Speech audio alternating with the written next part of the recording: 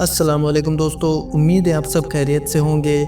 दोस्तों वीडियो के अंदर यहाँ आपको एक इंसान नज़र आ रहा है। ये किसी ज़माने में यहूदी हुआ करता था, लेकिन अब मुसलमान बन करके इसने दुनिया को क्या पैगाम दिया है। आज के इस वीडियो के अंदर हम लोग इन्हीं की कहानी, इन्हीं की ज़ुबानी सुनेंगे। दुनिया में अब तक बेशुमार लोगों ने दीन इस्लाम कबूल किया है और कबूल करते रहे हैं, लेकिन यहूदियों के बारे में आपने बहुत ही कम सुना होगा। ना के बराबर यहूदी अपना सबसे बड़ा दुश्मन मुसलमानों को मानते हैं, इसलिए यहूदियों को आपने बहुत कम देखा होगा कि वो इस्लाम कबूल कर रहे हो। जब भी कोई यहूदी इस्लाम कबूल करता है तो ये इस्लाम मुखालिफ कुव्वतों के मुंह के ऊपर एक तमाचा होता है। आप इस वीडियो के अंदर जिस इंसान को देख रहे हैं ये पहले यहूदी हुआ करता था और अब अल्हम्दुलिल्लाह ये मुसलमान हो चुके हैं। और मुसलमान बनने के बाद इन्होंने दुनिया के लिए क्या पैगाम दिया है, आइए इनकी ज़ुबान से ही सुनते हैं। वीडियो इंग्लिश ज़ुबान में है, साइड में आपको हिंदी कैप्शन मिल जाएगा। आप इनकी बात को बाखूबी समझ सकते हैं,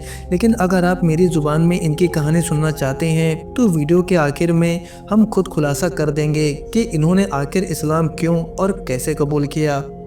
Shalom Aleichem. I was Jewish. I grew up Jewish. And I can only tell you that Islam is what Judaism was in the time of Moses. Just do your research. Real research. And I'm not talking about research from secular people, from people trying to give you the answers you want. No, find your own answers. And read the real sources. Read the Quran for yourself. Read the Hadith. Read what the Prophet Muhammad, peace be upon him, said for himself. Don't be one of those who just follows in the footsteps of those other people who are telling you don't go away from enjoying this life that we have, when you know that there are things in that life that is toxic. There's things that are drawing you away from your inner truth, your inner self, and you would only truly know the truth if you read, if you learn, not just what the Torah says, but also what we say.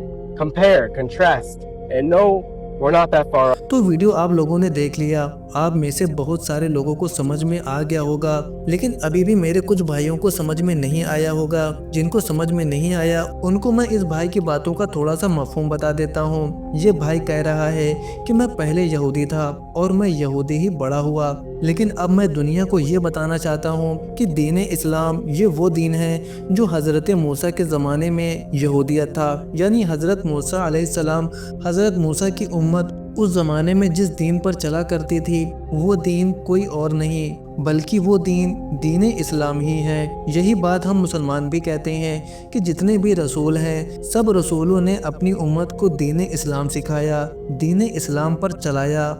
आगे ये भाई ये भी कहता है कि मेरी बात मत सुनो, किसी इंसान की बात मत सुनो, खुद तहकीक करो और पूरी ईमानदारी से तहकीक करो।